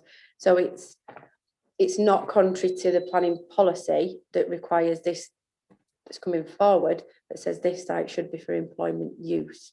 So that's what I was clarifying. It's not that we don't want to see the jobs that are in the economic plan or anything else. It's how this application sits within the allocation that's coming forward. So just to clarify, absolutely then. So as far as planning is concerned, that whether or not the well-paid jobs is irrelevant. That would be dependent on the site and what it was allocated for. Got site allocations for non-well-paid jobs. No. Councillor Lomas. Thank you. I think I'm getting myself a bit muddled here. This site, we are being told, is green belt, so we've got to consider whether there are very special circumstances, but you've just said that it's allocated in the local plan for jobs. So is it green belt? And then therefore we're looking at very special circumstances, or is it jobs? Yeah, it's green belt. It's allocated in the draft local plan that's been submitted and is in the process. So you've got to give it weight through the, well, we haven't, it is green belt, but you've got to take that into consideration as part of the whole application. I think the key point is this is a slightly premature application in terms of the local plan. If this came to after the local plan's been adopted, the green belt would not be an issue. Thank you. Sorry, I just wanted to make sure I totally understood, because in the section of the report on page 55, 5.42, it says the the NPPF states the significant weight should be placed on the need to support economic growth and productivity. It doesn't mention jobs, so the relevant planning policy says that we should focus on the need to support economic growth and productivity, not jobs. So we have to decide whether this constitutes very special circumstances on the basis of the need to support economic growth and productivity. Is that correct? Really sorry, I missed which bit you were referring to. Right at the beginning you said. Page 55, paragraph 5.42, very special circumstances.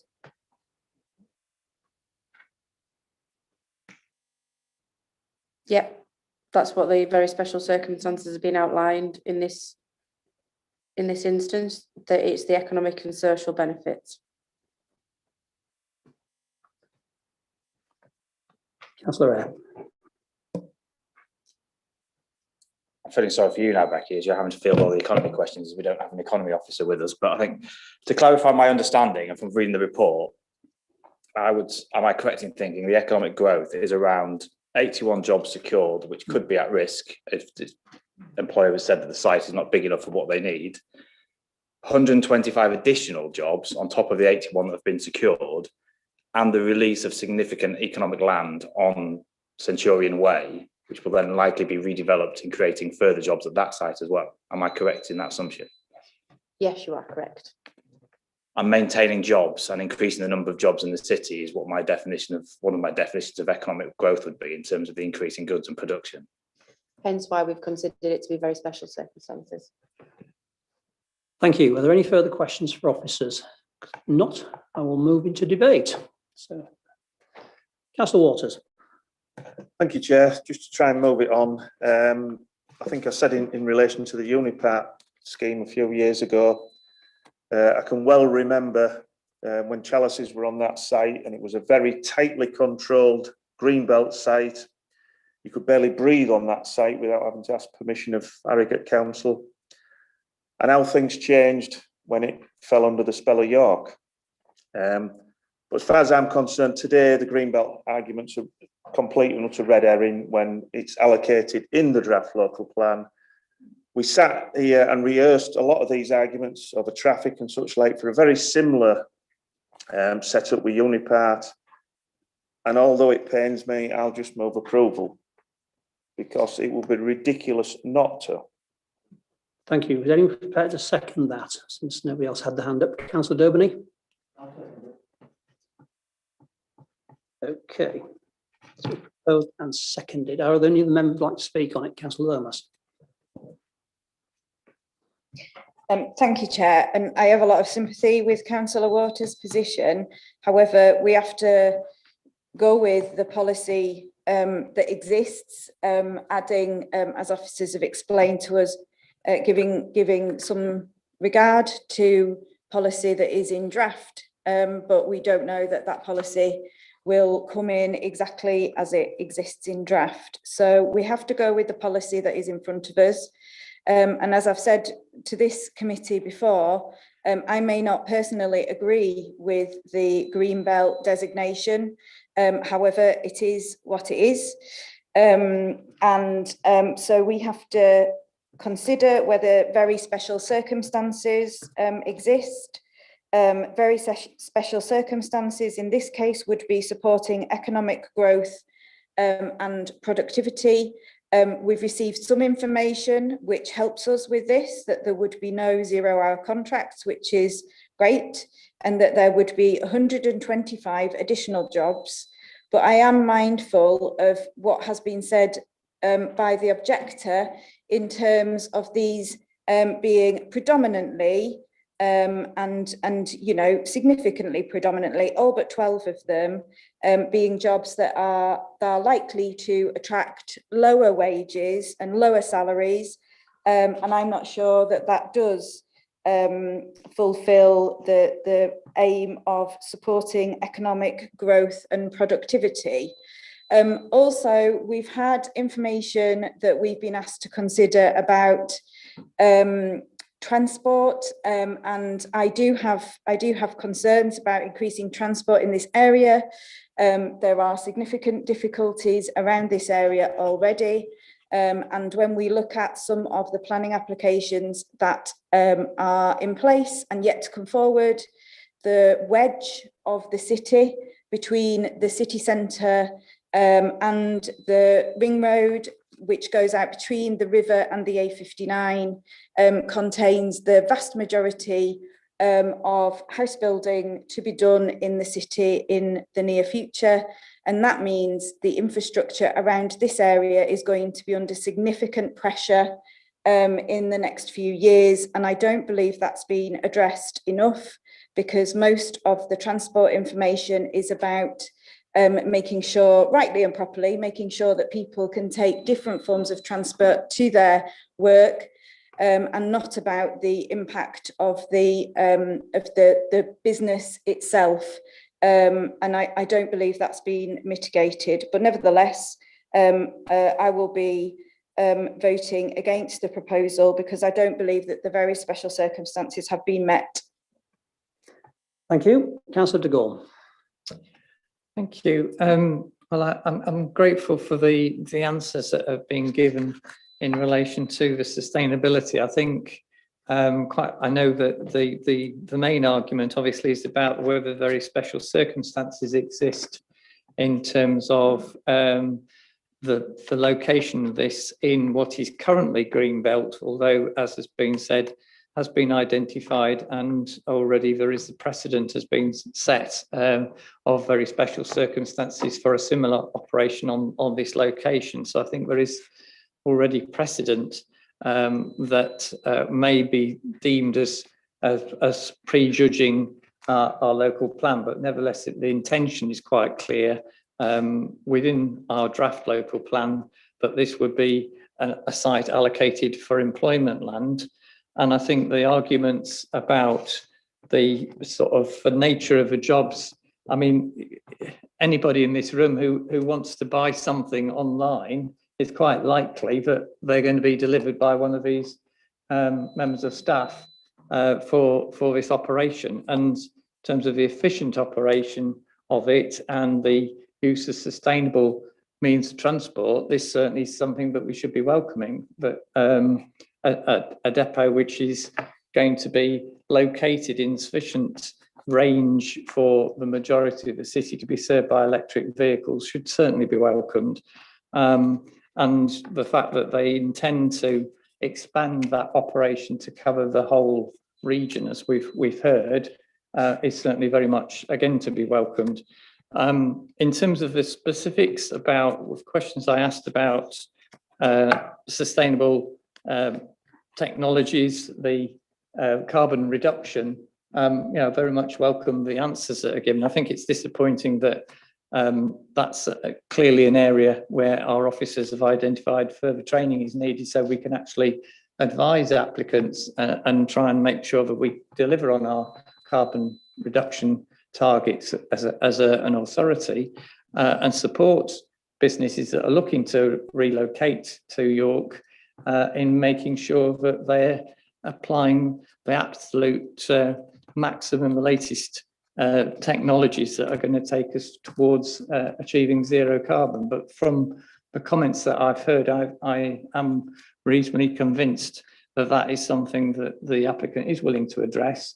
And we've got the additional conditions about sustainable access routes again. So I have been convinced that we should be supporting this. Thank you. Councillor Looker. Thank you very much, Chair. I think I find myself sometimes unusually in the same position as Councillor Waters, because I was certainly involved in the previous application, which supported Unipart. And I have to say, yes, I know it is technically in the green belt, but my personal views on that are that this is an absolute spot-on space for employment. It's within, on the very edge of the Northminster Business Park. It seems to me to lend itself to employment. I absolutely hear Councillor Lomas, and I have lots and lots of, my heart is going one way, but my head is going the other. I think I'm going to have to support, I will support this application, because I think it would be hypocritical of me in a sense to go against my previous vote. And I do recognise that there are a lot of things that are positive about this. And the use of a distribution hub has long been something that we have been arguing for, that we should have more of these hubs around the city that will mitigate the amount of heavy traffic, the amount of traffic that has to go into the city. And if this is one of those systems that will help us mitigate too much traffic within the city, and particularly within the city walls, then I have to be in favour of it. Thank you. Thank you. Councillor Eyre. Thank you, Chair. I think I'm agreeing with Councillor Looker and Councillor Waters. I think it's unusual for me to be one of those to champion development in the green belt, but I think this is very special circumstances. I think a lot of talk about economic growth, and that economic growth of the city is entirely reliant on identifying employment space across the city. And there is a wealth of documents behind the local plan. I recommend to go look at the employment land review, for example. We spent many, many years on the local plan, and a lot of that was focused on housing, but the same level of work and detail went into exploring employment sites across the city. And this was one of those areas that were identified, one of the very few areas actually across the city that was identified as being appropriate for employment land. I appreciate, unfortunately, because the application has probably come a little bit sooner than we would have liked in terms of the local plan, that we do have the green belt issue. And obviously, I think we heard from the public speaker about the need for expedience in terms of doing this. So I fully understand why that has happened. And as such, that does then take a site which would probably in 18 months have had automatic approval into one that does need to demonstrate special circumstances. And I think, as the case made was quite clear, I think that those economic development plans we're looking at require us to find around 400 new jobs per year for the next 15 years. On a quick calculation, I can see this delivering somewhere in the region of 300 of those in one particular allocation. So that decision there does have the potential to create up to 300 jobs, almost the entire 1 year's allocation that we need to find over the next 15 years. I think that in itself is very special circumstances. So I'm more than happy to be supporting the application. Thank you. Would any members like to speak before we move to the vote? Councillor Kilbane. Thank you, Chair. Obviously, I'm not very often on this committee these days, and I'm quite touched to hear all your optimism about how the local plan is going to be adopted imminently. Look forward to that. I'm quite surprised the councils and Councillor Eyre supporting the application, because it will surely increase competition for HGV drivers in York, and people will never get their bins emptied. But we have had clarification that in terms of planning, there's nothing we can do about wage levels. So on that basis, I think that if the special circumstances are economic growth, and we have no say in what that economic growth is in terms of what it means for the people of York, I don't think we'd have grounds on planning to refuse it. So I will be supporting the application. Thank you. Any of the members want to speak? Councillor Waters. And the approval's based on condition 5 being amended as well. Yeah, we'll go over the conditions when we actually come to, before we come to the vote. I'm just going to say that I think that this is a no-brainer, in truth, two terms. I hate greenbelt development. I don't like building in the greenbelt, but if the local plan goes through, then this will no longer be greenbelt. It will be development land, and an application would then be almost granted automatically. But by that time, DPD may have moved elsewhere and taken 206 jobs with them and to some other area, and that would be catastrophic for this city. I think the very special circumstances hold up very well in terms of economic development, because economic development means providing jobs. And would we rather see 200 not people on benefits, unemployed, or would we see them in gainful employment? It's a no-brainer for me, you know. So I shall certainly be supporting this application. Are you happy we move to the vote? So if you could just sum it up. I'm going to take a name vote because it's obviously not unanimous. It is difficult to see people, so we'll take a name vote. Could you just outline the condition? There are 2 extra ones in the... Yeah. So it's the change to recommendation to be referring to the Secretary of State and for a unilateral agreement. It's also to change condition 5 to say in perpetuity rather than 10 years. And it's also to add the conditions that are outlined in the additional information with regard to pedestrian access. And I think there's also change to a condition with regard to the site layout plans and condition 2. Yeah, and condition 21. So it's the ones outlined in the additional information as well as the change to condition 5. Thank you. Are members all happy for the change to condition 5 to be accepted? Because I think the general nod, so we'll put that one in. Okay then, if we can move to the vote, if you could take a name vote, please.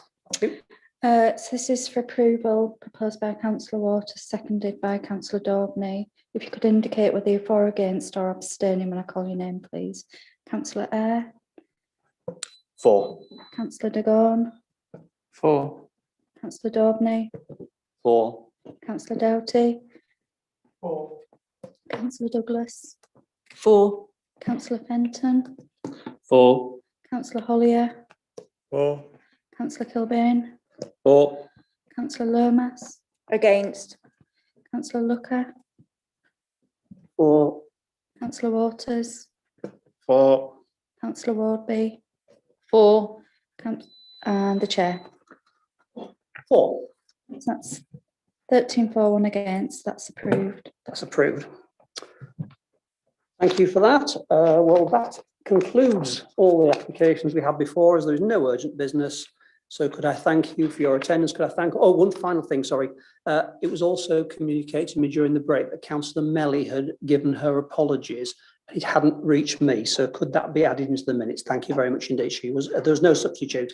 But can I thank all officers for their help in making this meeting happen with a full complement of members? Thank you very much.